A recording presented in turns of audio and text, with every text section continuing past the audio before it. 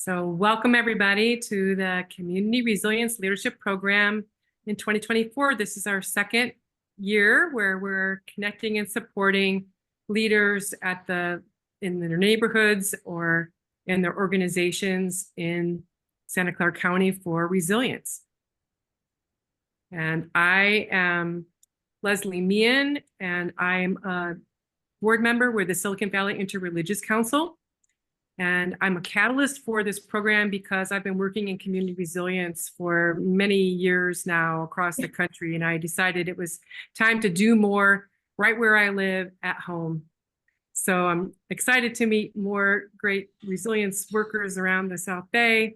And I want to thank you for coming, thank our partners. We have probably 15, 20 people who are going to be sharing stories as part of the program, and we'll look forward to learning more about what you're working on too. And I thank the Silicon Valley Interreligious Council for being the lead fiscal sponsor for the evening. And let's just jump into the agenda for the evening. I'm here with several other amazing people, and we're going to be tonight focusing on learning about what resilience is and more about resilience leadership practices and principles. We're going to get to spend some time together in breakout groups, and we're going to hear some stories. And we're going to follow a rhythm that we are going to have throughout the training, where we're going to hear a couple stories. Then we'll do one breakout.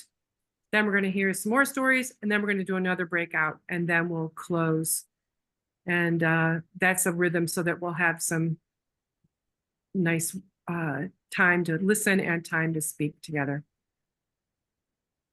So that's the agenda for tonight. And we're going to open the circle with a land acknowledgement for the honoring the Indigenous Native stewards in Northern California.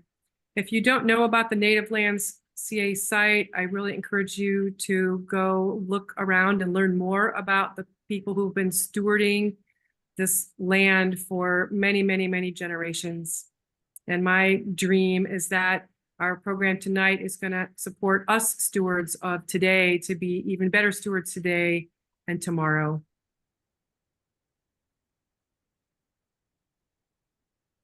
So right now we're going to do a quick overview of the whole program. We've got 4 sessions with 4 different themes. And these themes really apply anywhere, but our stories are going to be from our area, from the San Francisco South Bay. Got lots to showcase here. And these are some of the showcases for our program tonight. And I want to do a shout out to resilience.org, which is a great, actually global website that's a one-stop shop for learning a lot about resilience. The next session is going to be on emergency readiness. Marcia's going to lead that with some other great stories. And I'm curious to see how many of you would say that emergency readiness is your top focus for why you are here, or it's something that's really important to you that you're working on. Okay, great. Seems quite a few hands. Oh my gosh. There it is. And the next session is going to be on what we're calling community mutual support, which is a grab bag of many topics of supporting people who are having food insecurity, people who have housing instability, mental health programs open to the public, and tools for sharing communication and stuff with your neighbors, like tool shares. Anybody active in those areas here? I know we've got some. Great. Thank you. And then the last session is climate ready sustainable solutions. Camille's going to be leading that from Climate Resilient Communities.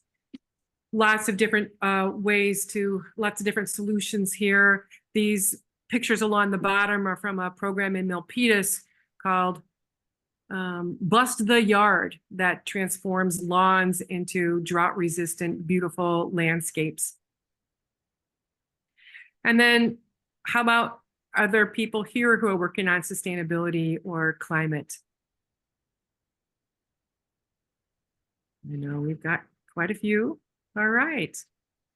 Now, how many people wanted to raise their hands more than once or did raise their hands more than once? I mean, I know I did. And that's one of the goals for this class, is for us to learn more about how all of these different areas are interrelated. And we want to strengthen partner networks, learn more about programs, and support each other in stepping up and finding out what more we can all do together. This is an introductory kind of orientation program, and there are other ongoing working groups where people can work together. And I'm sure many of you are part of groups already, but we're helping to connect the dots. Okay, so that's a program overview. And next, we're going to shift into our topic for tonight. What is community resilience? And my favorite definition comes from the Institute for Sustainable Communities, which is resilience as the ability of people and their organizations and systems to manage disruption, shocks and stressors and earthquakes and, extreme hailstorms, to be able to build stronger communities than they were before. I like to say that resilience is a one-word label for the different ways that people think about the kinds of communities that they want to live in. I invite you to think about what resilience means to you, and feel free to pop it in the chat, and we'll have a chance to share it in breakout groups too.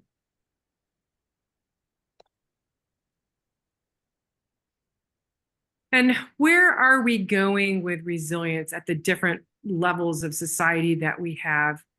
My research and experience says that resilient regions like us here in Silicon Valley are the tipping point for building resilience, because they're the middle system between the larger systems at the top.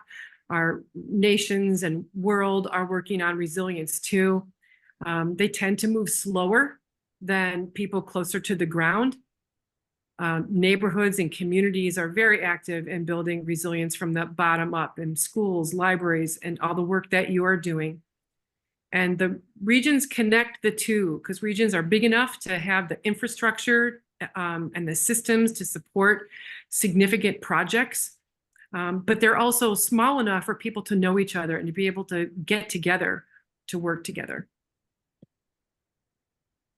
And in this program, we're going to use a framework called for resilient places, with 3 different levels within the region, starting with neighbors and groups.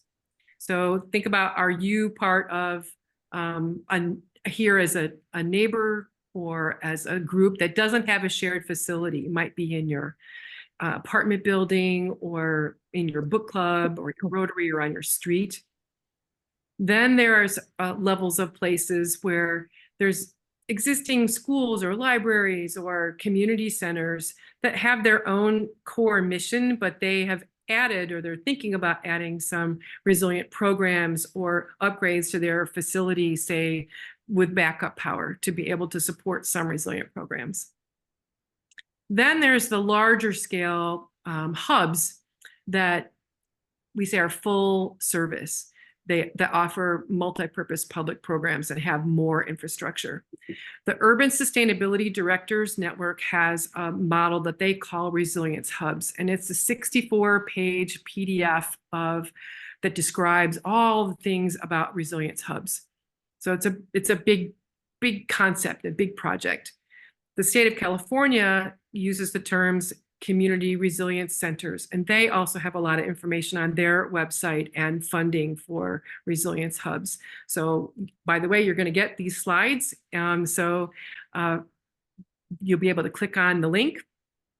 And one comment that hubs often are formed as a network of multiple sites who are collaborating, because not everybody can do everything at their site.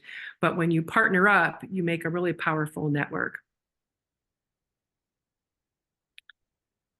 And here are some examples of the kinds of projects and programs that exist here in the South Bay at all these different levels. Everything from, climate teams in neighborhoods to food banks or community gardens. And when you start talking the larger scale programs, you get into more systemic changes like regenerative agriculture or land trusts. And you notice there isn't there's a fuzzy boundary between all of these. A group of neighbors could work with their school to do a community garden at the school. And there's lots of relationships between sites and the larger scale systems. So sometimes people use the same word to talk about sites and hubs. And right now, I am thrilled to be able to introduce Abigail Hinson, who is here from one of our great food resilience hubs. This is Abigail here. And I'm going to go back, and I just wanted to make sure everybody is here and say hi before switching hats here. So back on to Abigail. Can we see you, Abigail? Once you start speaking. Hey, everybody. Can everybody see me? Hopefully. Okay, great. Thank you so much, Leslie, and Marsha and Camille and Susan for inviting me here. I'm so glad to be a part of this first class. And I'm gonna talk a little bit about Veggielution and the resilience work that we've done. So I'm Abigail Hinson. I'm the advocacy manager here at Veggielution. I've worked here for about 1.5 years. And Veggielution is, we are a community farm based in East San Jose, serving primarily the Mayfair neighborhood. So that's a primarily Latino community neighborhood. And we began in 2008 from 3 San Jose State students. And now today we have a staff of 23. So we've grown a lot over the last 15 years. Our mission is to connect people from diverse backgrounds through food and farming to build community in East San Jose. If you can go to the next slide. Thank you. And we do that through programs in different areas. So we have an environmental education program, which is a youth garden that's open to community members to come learn about nature. We say that it's open to kids of all ages. We also do a lot of community engagement. So we utilize what's known as the promotores model. So that's community health workers who are familiar with the community and our community members themselves, and share cultural lifeways with the community members we work with to spread information. And then we also have our food sovereignty program. So this involves a farm box program where community members come and pick up a farm box where we are able to purchase at full price fruits and vegetables grown by local immigrant farmers in the Santa Clara Valley. And we also operate an entrepreneurship program for small business owners who in the neighborhood who want to start a small home food business and launch their business that way. We are also members of the Si Se Puede collective. So this is a collective of 5 agencies within the Mayfair community, all working in different areas. So this is kind of where our idea of a resilience hub came from. Because we focus on food. Somos Mayfair focuses on organizing and community organizing and learning. Grail Family Services focuses on education and childcare. Amigos de Guadalupe focuses on immigration and basic needs, like housing and legal support. And then the School of Arts and Culture focuses on cultural preservation, expression, and also community gathering. So together we really touch on different areas of life. If you can go to the next slide. So at Veggielution, we are what we would call a physical hub. So we provide direct quality services on site, and then we can also refer folks to different agencies. So we operate as a community engagement hub site because we are every Friday we welcome over 100 families to our farm to pick up their farm box and hear about different resources, including climate resilience and other topics that we have available to folks. Can you go to the next slide, please? Thank you. So our objective with food and climate is to create a place to cultivate community-driven food sovereignty and climate resilience for creative neighborhood transformation. So we do this through a lot of different activities, which I'll get into soon. And we view the idea of resilience as the ability to recover or bounce back from challenging life experiences and positively adapt in the face of adversity. So kind of like Leslie said, it's the ability to come out stronger than we were before. And we believe that one of the best ways to do that is to gather in community and build a strong support network so that when disasters happen, we know who to go to. And so Veggielution for the Mayfair community is kind of that place. Folks know that if they need food, they can come to Veggielution. Can you go to the next slide? So this is just another way to demonstrate kind of what we're trying to build. We're trying to create this space between environmental education, food sovereignty, and community action where those three things come together and really create a very place-based, people-driven hub of that can be useful to the community. On the next slide. And one of the ways we do that is through our first Saturday. This is every month we hold this event at our farm, and it's really just kind of where each part of Veggielution comes together in one event. So we provide information about resources and programs. A lot of those are generally environmental focused, and we connect with other local organizations because we know that we're stronger together. We welcome families so they feel a part of our community. We encourage hands-on learning. We offer assistance in filling out CalFresh applications and purchasing from our farm stand. And we have activities related to environmental stewardship.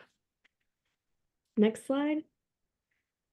And we also hold workshops and community surveying, which allows folks the opportunity to engage with each other and get to know one another, and also share their stories, share their perspectives, and then we can take that to other bodies like the city and the county to help create more further change within the food system and advocate within those spaces.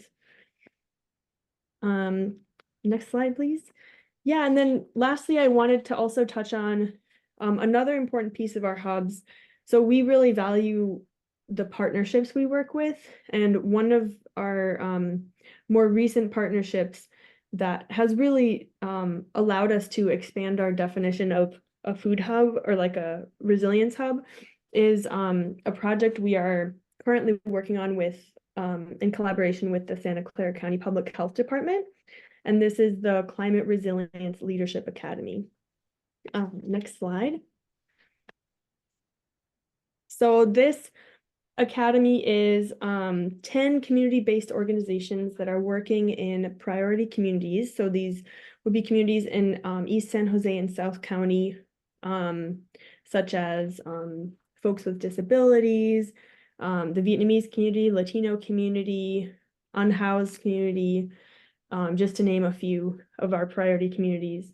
But these organizations attended 8 two-hour sessions, which included lessons about climate resilience, health impacts and vulnerability factors, redlining and racism, project planning, and a lot of networking between organizations. Folks who participated received $5,000 mini grants to complete a climate adaptation project related to extreme heat or poor air quality. And then we Veggielution supported with up to 9 months of technical assistance to support organizations as they went through their process of completing their project. And so through this process, we've had multiple organizations out of the 10 come to Veggielution with their projects or with other projects. And it's just been a great way for us to expand our network of resources that are available to our community, and also to continue to spread the idea of climate resilience and how it can be present in any kind of organization, regardless of what your focus is, your primary focus is. We had an arts organization with us. We had a youth empowerment organization with us. We had a food pantry with us. So it was a really wide variety of organizations, and together they realized what they could do in their space, within their community, to make a difference for resilience. Final slide. So yeah, that's about Veggielution, and kind of our vision of resilience and the story of where we got to where we are today. If you have any questions, I can always be reached at my email, which you will get with the slides, and please feel free to reach out. And thank you so much for the opportunity to connect with you all. Abigail, Carl from Morgan Hill, quick question. Yeah. So is there a geographical boundary associated with Veggielution? Could somebody from Morgan Hill participate? Absolutely. Yeah. So I mean, our programming is all free and open to the public. So like the food box program, we have specific bounds for, and we also have specific bounds for our entrepreneurship program. But our events are always open to the public, and we're going to be doing our second round of the Climate Resilience Leadership Academy. And that is open to any organization within Santa Clara County. Great, thank you. Mm-hmm. I had a quick question, 2 quick questions. First, do you all have off-grid power, like solar with battery backup? And then second, what can you provide, like maybe just like 1 or 2 examples of the climate resilience projects that the Leadership Academy we're working on? Yeah, absolutely. So we do actually have an off-grid power source at our farm. So we have a solar cooling unit. It's one of those like industrial size, like metal containers, shipping containers. And it has solar panels that go with it. And that's totally off-grid. We don't have any electricity out in our farm fields. So that's been really a game changer for us to have that. It took 4 years to get installed and approved. We learned a lot of lessons. So if anyone's interested in, we learned a lot from that process because it was really difficult. So if anyone needs advice or like wants to learn from what we learned, we're more than happy to support with that. And then a couple of project examples. So one project that I can mention is the School of Arts and Culture. They originally had dreamed really big and then realized that they only had $5,000 and that it was going to be kind of difficult to do what they wanted to do. They wanted to replace their theater lights with that are like about 30 years old, and they're halogen lights that emit a lot of heat. They wanted to replace them with LED lights, which would have reduced their energy costs by like 97%. But those lights were really expensive. So they ended up replacing lights in their bathrooms and in their classrooms at their facility. And then also using some of the funding to help cover the time applying for a bigger grant that will allow them to actually replace the theater lights. And then we also have a really different project, which is Community Health Partnership, and they are working on a project with a specific neighborhood in East San Jose. They're working with community leaders for the leaders to identify a community project to do with their community to improve resilience in their mobile home park. And so that's really kind of, another example of using community building as a resilience tool to get neighbors to connect with each other, and through that build trust and create opportunities for being able to rely on each other in an emergency.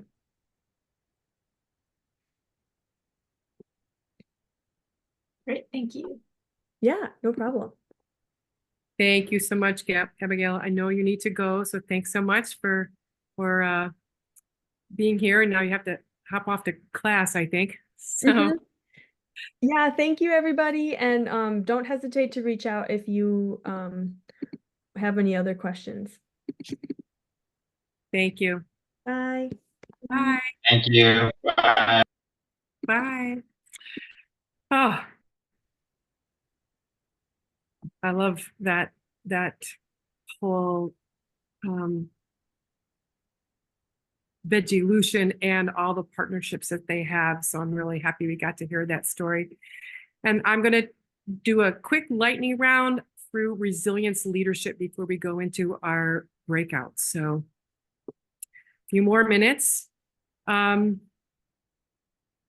So we're going to talk about whole community values, resilience practices, and I'm going to share our agreement for being together in groups that I'm proposing for us today through the series, some resilience leadership principles and resources. So here we go. Resilient places grow from resilient leaders and their groups. I like to say there's a leader in every seat. Groups are really what get things done. We all know this, right? Like Margaret Mead says that it's really groups that change the world. It's the only thing that ever has. And in my experience, a lot of what makes or breaks resilience is relationships, whether people do trust, whether they're trusting or trusted, and whether they feel like they belong or not. It's really the heart of it all. And we have the relationships and we have the resources to be resilient. So to build community, I paraphrase Meg Wheatley to say, we just need to connect community to more of itself, which is what we're doing in this class. And one of my favorite leaders is Joanna Macy. I've learned a lot from her. She's written a book called Active Hope and many other books too. And for me, resilience is about practicing active hope. And why be a resilience leader? Why are we here on a precious Wednesday evening spending our time? So I ask you to think about, why are you a resilience leader? We'll be talking about that in the breakouts. And you'll be able to read this, but basically, for me, resilience is about loving your community and creating communities for ourselves and our great-great-grandchildren of all species. It's really the work of our times, as Joanna says. And resilience leaders hold the kind of values that we all learned in kindergarten about caring and sharing. The permaculture ethics are people care, earth care, fair share, and I add community care. And we practice respect, dignity, equity, racial and social justice. Compassion and collaboration are kind of more sophisticated words for caring and sharing. It's really about treating each other the way we want to be treated. When you get together in groups, resilient groups practice new ways of being together. I call the collaborative leadership, co-leadership for short, where we work together in power with ways instead of power over ways, like group agreements, making decisions by consent, which is more effective than consensus. And it's also about who's at the table, who's there. We need to have diverse lived experience included in the people in the room, personally with their personal experience, and also their experience in different kinds of groups. You need to have people there from public government, private business, nonprofits, and neighborhoods, just regular people, so that you can form partnerships across all these multi-stakeholder groups. When you gather even larger groups together in networks, people have spent thousands of hours working on principles to be able to work together. So check these out. I'm going to do a shout out for the Charter for Compassion. Compassionate Santa Clara County is the first county that's a compassionate county in the world. That was spearheaded by the Silicon Valley Interreligious Council and now Senator Dave Cortese, who has spearheaded California being the first compassionate state. And the initiatives are really inspiring, so please check them out. And finally, here are some of my favorite resources within the South Bay and beyond. So look them up too. Too many to go through now, but they're worth knowing about.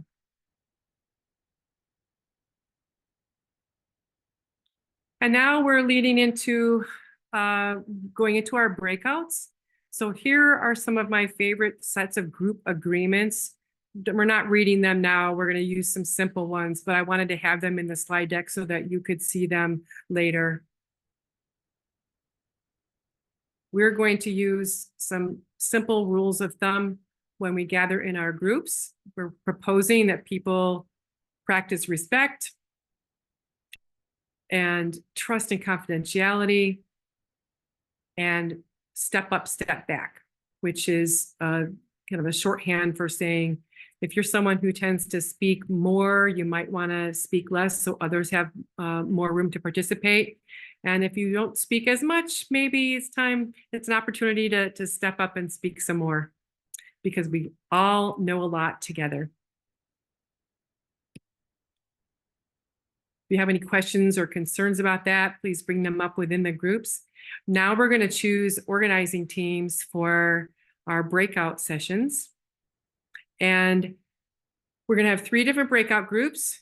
And you can decide whether you would rather be in a group that's more at the neighbor group level, where you don't have a facility that you're working with, or at a site and hub level where you do have a shared facility. And we've got about 20-25 minutes or so to get to know each other. I'm going to share your name and any group that you're with, what resilience means to you, what brought you here, any initial thoughts about what you'd like to get out of the program, and any questions or concerns you have about the group agreement. And here we go. I'm going to ask Susan to go ahead and set up the groups. Okay, Let's pause the recording too. Thanks, Camille. How was your breakout? Good. All right. Well, we're going to hear a few more stories, and then we will go back into different breakouts. So we have 3 great stories coming right up. Susan first is going to be talking about operating modes and components of resilient places. And then Whitney's going to talk about Collaborate Mountain View, and Girish is going to talk about the Jain Center of Northern California, and then we'll have more breakouts. Okay, Susan, take it away. all right, can everybody hear me? Yeah. Okay, excellent. All right, well, great to be here. Again, I'm Susan Silber. I started an organization called Collective Resilience, which is really all about building resilience through place-based projects. So focusing on resilient hubs and neighborhoods and spaces to evolve and flourish. And I've been working with, for example, the city of San Leandro to help develop a network of resilience hubs, and a site in East Oakland called the East Oakland Collective to develop their resilience hubs, and also using the website itself to help compile various resources and case studies. And I hope that from this workshop, we can have some of your stories on that website. Working on a report on schools as resilience hubs. And then lastly, with Leslie, we've been working on this vision of how we can pool private and public resources that then redistribute in a much easier fashion to the small scale projects for resilience. Next slide. So can we go to the next slide and then come back to this one? I think that was out of place. So looking at the modes of resilience hubs and spaces, we really, I know a lot of groups really like to focus on the disruption, like an earthquake or a fire, but really a resilience place is about the three modes. It's about in the everyday, that we're really being proactive about preparing for disruption, and also just offering really great community services and programming. Just like was described in Veggielution, like their amazing like Saturday gathering that they have, for example.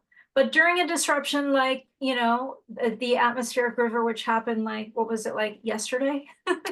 How do these sites just kick into gear like, oh my gosh, there's no power, this is what we do? Or during an earthquake, just kick into gear like, this is what we need to be doing now.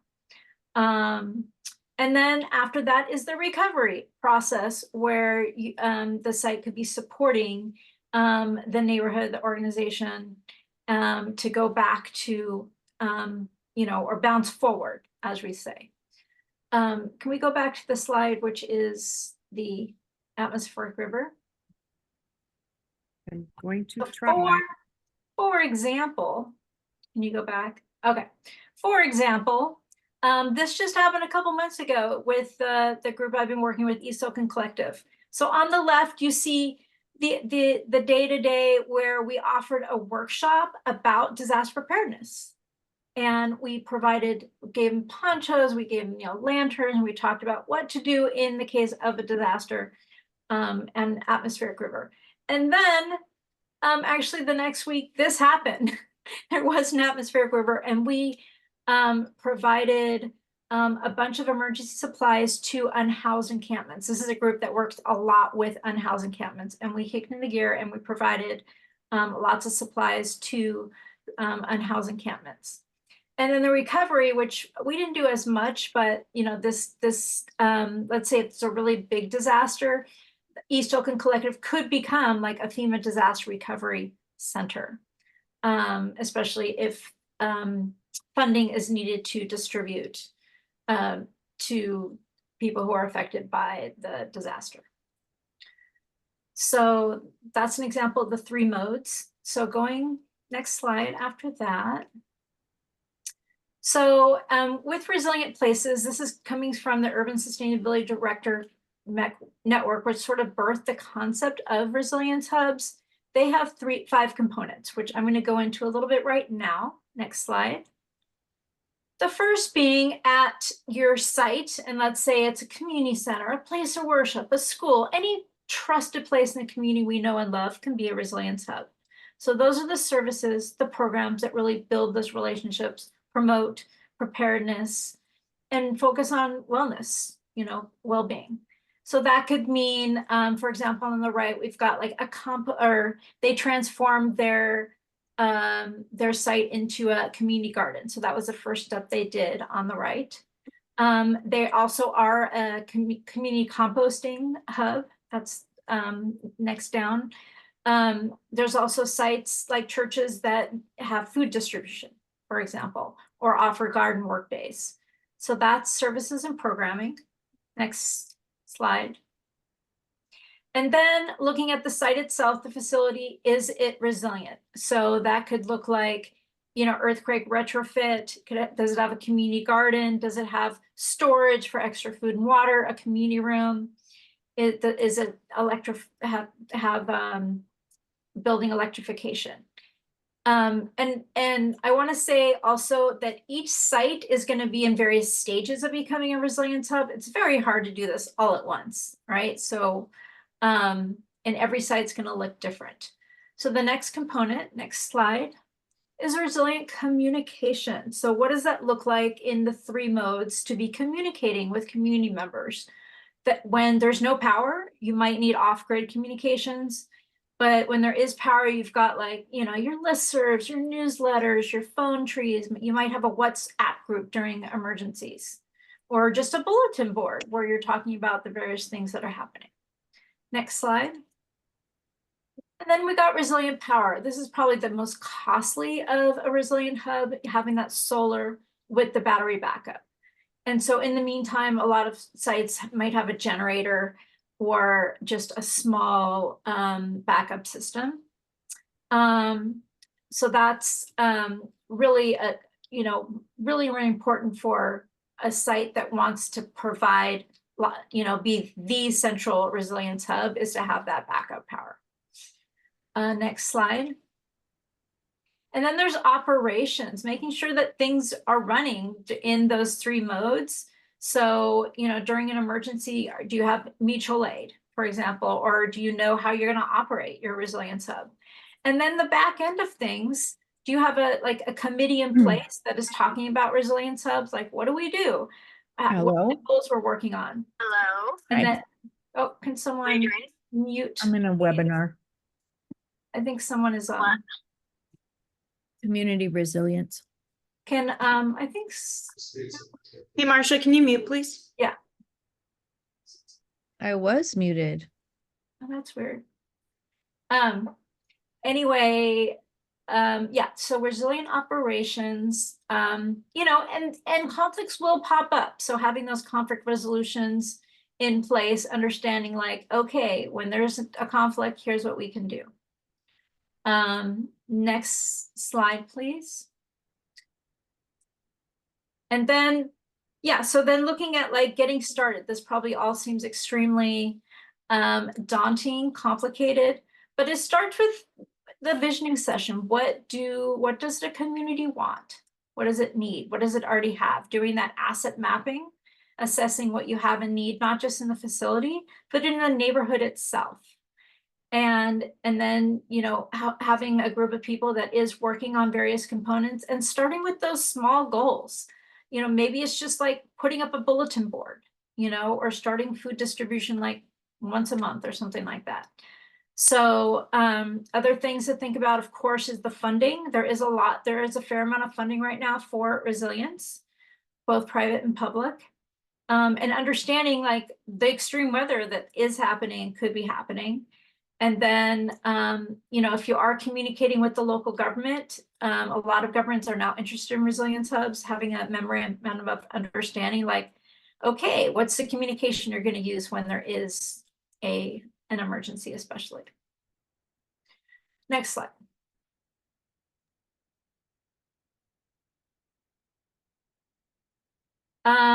Yeah, so that is resilience hubs, and also just to mention that if you are interested in learning more about resilience hubs or the work that we do, please do contact me.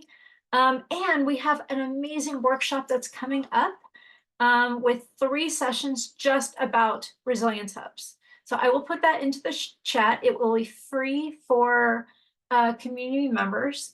And we are interested in getting a cross-sector audience from around the Bay Area. We have about, I think, 50 people that are signed up already, talking and envisioning what mapping out who's doing what, but also eventually we'd love to build a network of folks that are doing work around resilient hubs and spaces.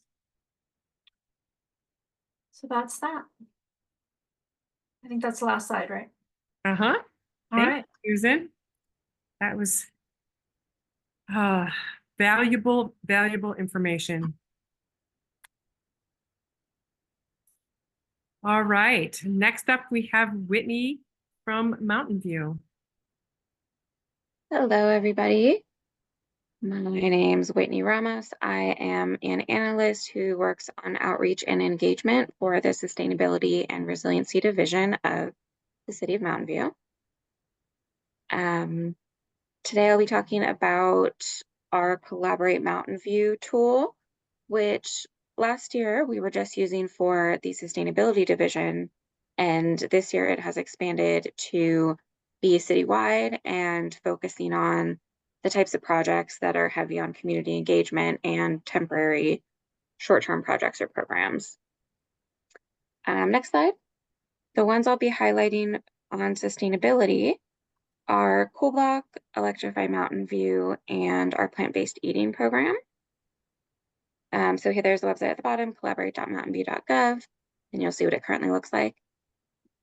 So the first one up that I'll be talking about is Cool Block. So you can go probably 2 slides. Yeah, highlights Cool Block there.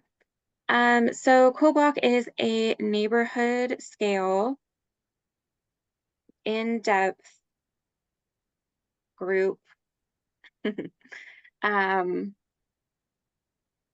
program where it's focused on resiliency, sustainability, and community building. Our Cool Block program is a partnership between the City of Mountain View, the County of Santa Clara, because we got grant funding for implementation, and the Cool Block program itself. Not everywhere has Cool Block, but a lot of these other logos you will have seen or participated in your city. San Jose used to have Climate Smart. We've heard already about CERT and Firewise. San Francisco has the Neighborhood Empowerment Network.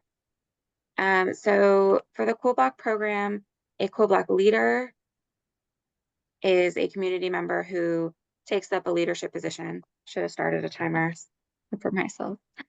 And gets a group together either on their neighborhood, literally, or with an affinity group. So it could be a church, it could be parents meeting while their kids are at their weekly sports game or a different school activity. Next slide, please.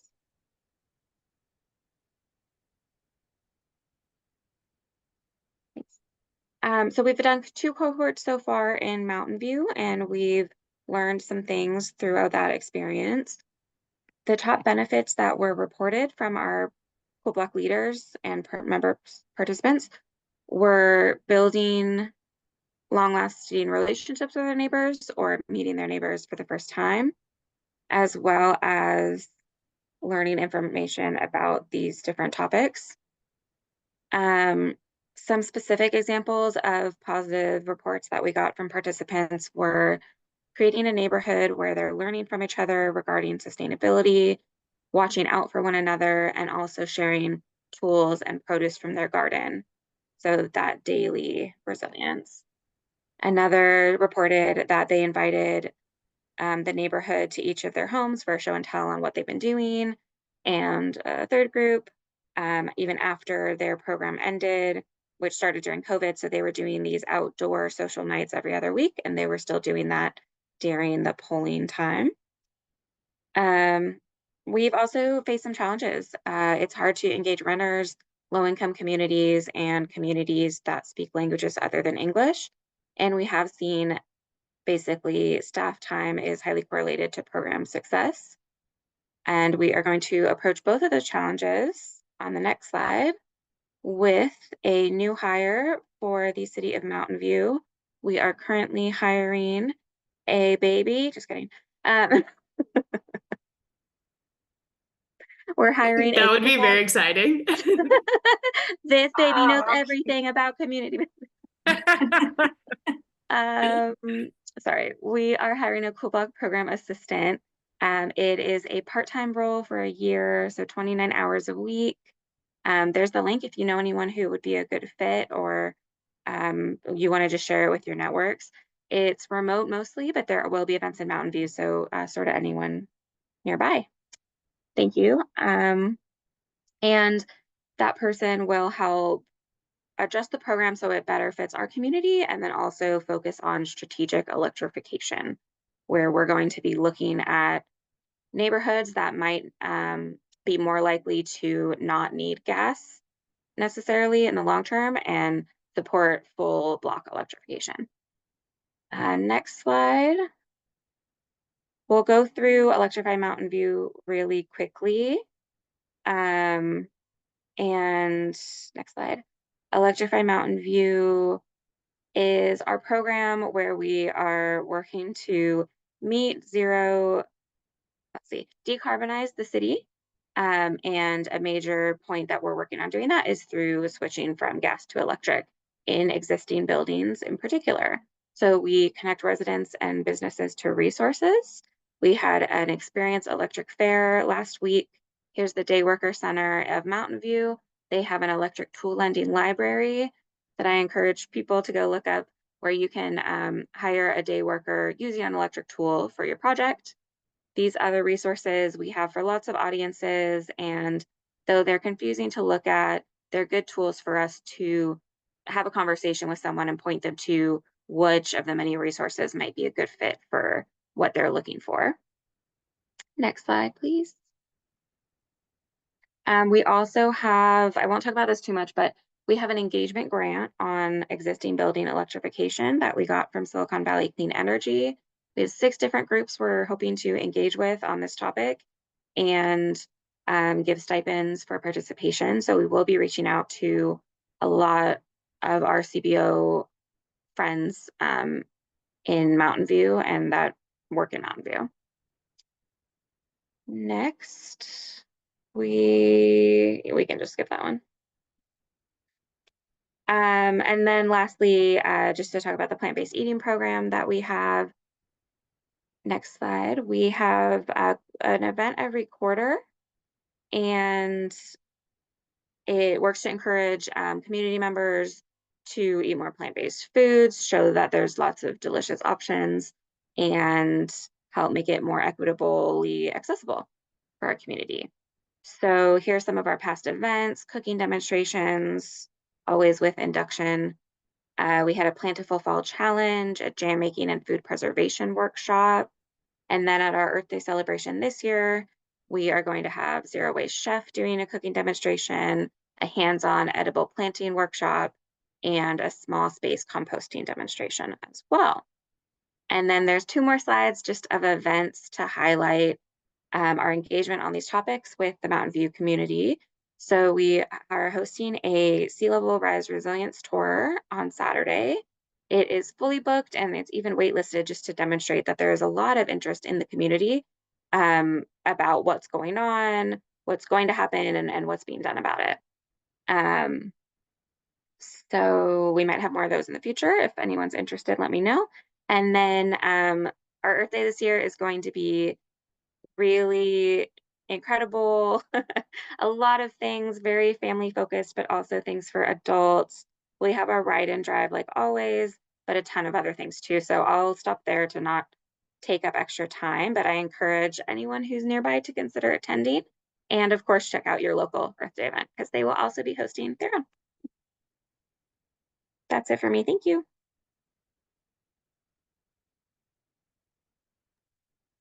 Thank you, Whitney. Wow, that was, I know, another amazing wealth of really valuable information. You guys are doing a lot in Mountain View.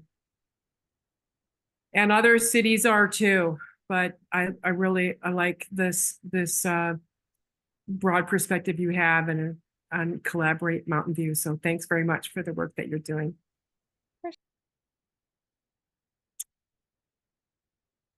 And here's more. Those are just links for when people have the slides they can check out. Okay, thank you. And next we have Girish Shah from the Jain Center of Northern California.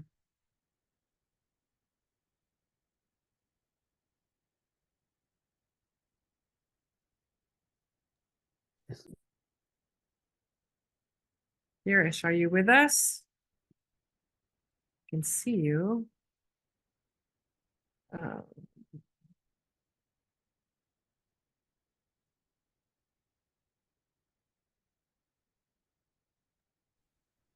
Sorry, I have to really click it on it, so anyway, go ahead and go to the, this is the picture of our temple. We call it Jain Center of Northern California. We established, actually the organization was established in 1975, revived again in 1981, and then the building itself was inaugurated with consecration of the religious area in 2000. So it's about 25 years next year, and we're looking forward to celebrating 25 years of our temple. Next slide, please. I will talk about three or four different projects. These are not necessarily what you may call resilience projects, but we got started in some of it beforehand. And I will tell you, actually, that this is not 2003, it's 2008. I'll have to correct it. I think I read wrong because I said, wait a minute, 2003 will be 30 years after our temple opened. There wouldn't be that. But in 2008, we decided to go solar as a part of our green initiative. And so we did a study of it in terms of what the pros and cons are. And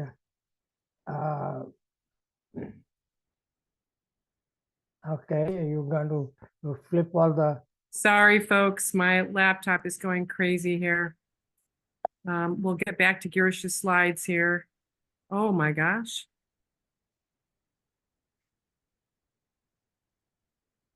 Okay, anyway, I'll continue. Okay. So in 2008 or late 2007, we decided that we have to go green. And the very first thing we decided at that point was to install solar panels and electrify, make it green from use of electricity. So we invited several solar companies then and selected one to install. They had a good offer that we could negotiate with them at a good price with where we could, we didn't have to pay up front, and they charged you monthly free, but after 5 years, we had an option to buy them out at the whatever the remaining value was. So we agreed upon that and did it. One thing we did was, at that point, actually, you see the solar panels on this side here is actually a carport. And these solar panels are on the top of the carport. We did not have a carport, but we were looking at actually creating, carport so that we can sit under it for our major programs where there is 1,500 people who will be eating. And we wanted to have them be able to sit not under the sun, and we wouldn't have to always install tanks, which are expensive. Each incident is $5,000. So we say, why don't we do the carport and put solar panels on top of it? In 2008, solar panels were not that popular, particularly commercially, and we were afraid that we might not get a permit from the city to install the carport by itself, because it will take away some parking spots. So when we came back with a solar project, they had no choice but to approve it, because that was the initiative for the greening of the area. And that's why we installed all these solar panels. And it had enough capacity to what our needs were at the time. And but now our needs have gone up. And of course, we are paying for the electricity because, can you make it full screen on this window? You can see just at the top and make it full screen. I'm afraid to touch anything on my laptop right now. I'm afraid. Okay, so anyway, what we did was we bought we installed the solar panels. There is a control station, all of that goes with it, and it has been working wonderfully. And we have saved a lot of money. And now we are paying a little bit of payment every month to PG&E because we're using their power for a part of our needs. Basically, we have gone from 2008 to 2024, almost doubling the membership, and number of programs that have been going on also has increased tremendously. So the building is used heavily, and the electricity is used heavily. But that's the part of the project. The key aspect of that is that because we bought it with a purchase option, we were able to buy it in 5 years later. And when we bought it 5 years later, that 80 is also wrong. That is 5 years at 13 that we purchased the whole system at a discounted price. As a part of the grid initiative, we have replaced all of the lights with LED lights. We have all the automatic controls and also Nest type control for the lighting, so that we are a volunteer run organization, and being a volunteer run organization, people are not there to take care of it. So our executive committee members can from home, turn on, turn off, adjust the temperatures, etc. So this is all our solar project, and we do host a workshop for the solar panel periodically so that people are aware of it. We have not done anything about trying to help people do solar panels on their home, because now it is really available and they can go to number of companies to install solar on their rooftops. Next one is what we do. We have started doing this thing since 2013. It's a program they call Interfaith Memorial Service and Distribution of Unhoused Neighbors.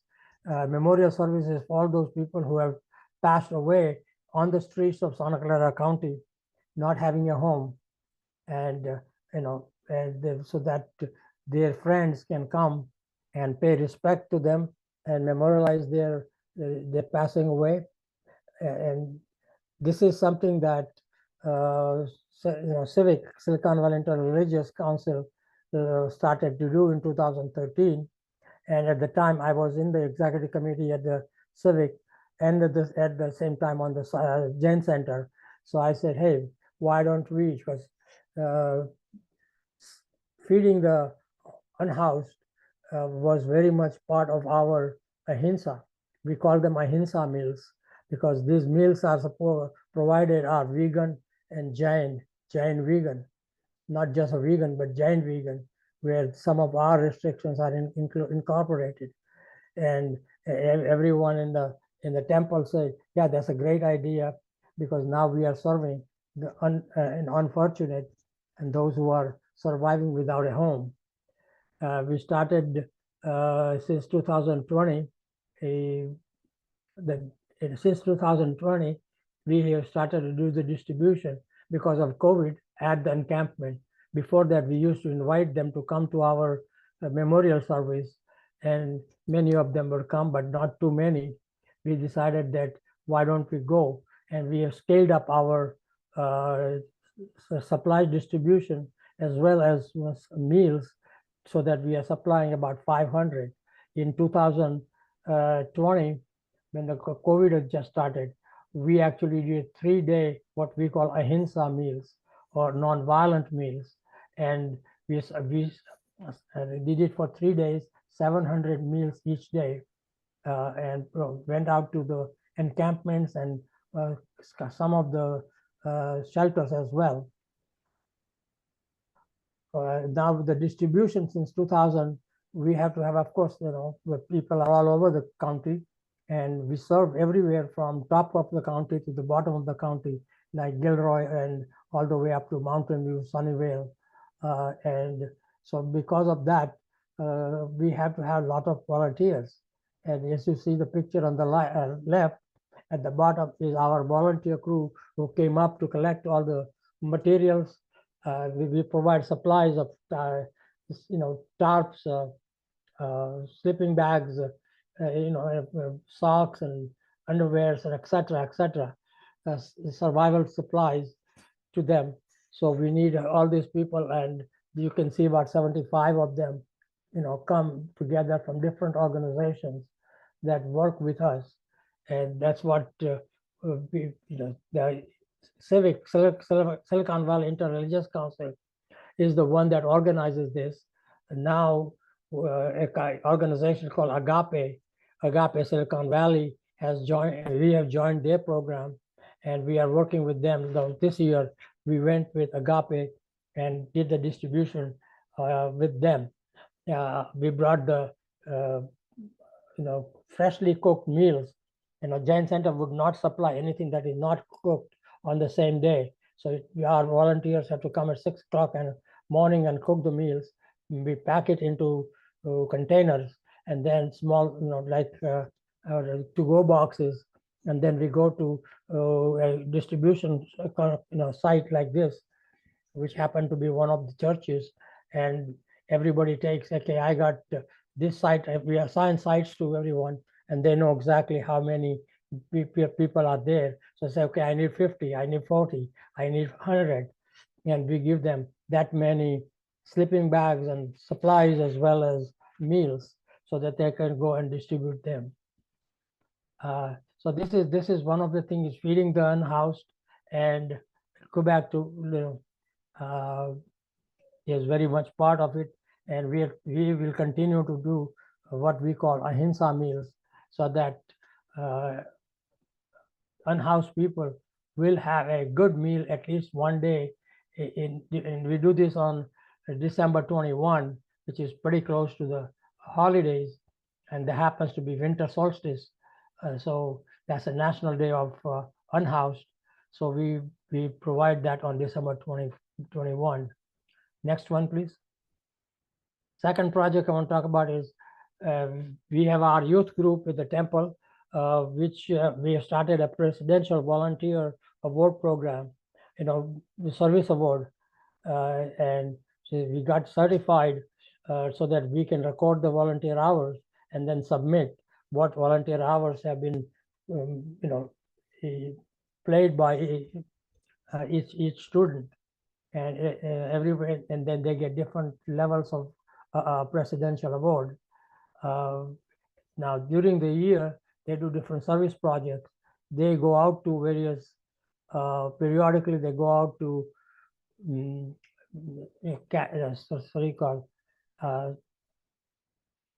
to shelters and go there and cook and serve. Sometimes they cook from our temple kitchen. We have a very large kitchen in the temple where we can cook as much as 3,000 people at a time.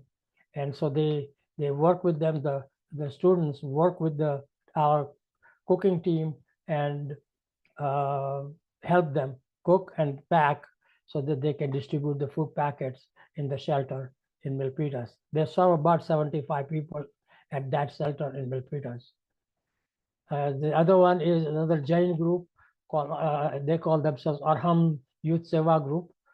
And they are about 50 or 70 Jain youth, young adults. And they prepare and distribute food and unhoused to various camps monthly. So monthly they go, they collect the donations and money. Sometimes they will collect recyclables and go sell the recyclables, and then they would get money and they would buy supplies as well as food. And they make the sandwiches, make different kinds of food, and take it and do the distribution every month. So that's various projects that we do, feeding the unhoused, those who are,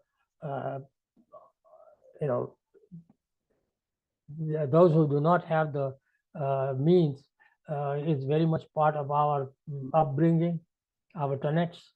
So that's what both our youth groups are doing that. We as a community are doing that.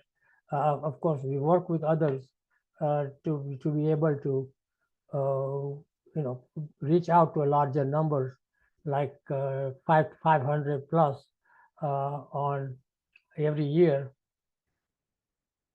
So Girish, that's- thank you yeah. so much for this really incredible story of all the work that you're doing in several resilience areas with youth too. It's important to have youth involved. So thank you very much. We do have time to go into breakouts for about almost 20 minutes to see who wants to learn more about any one of these programs.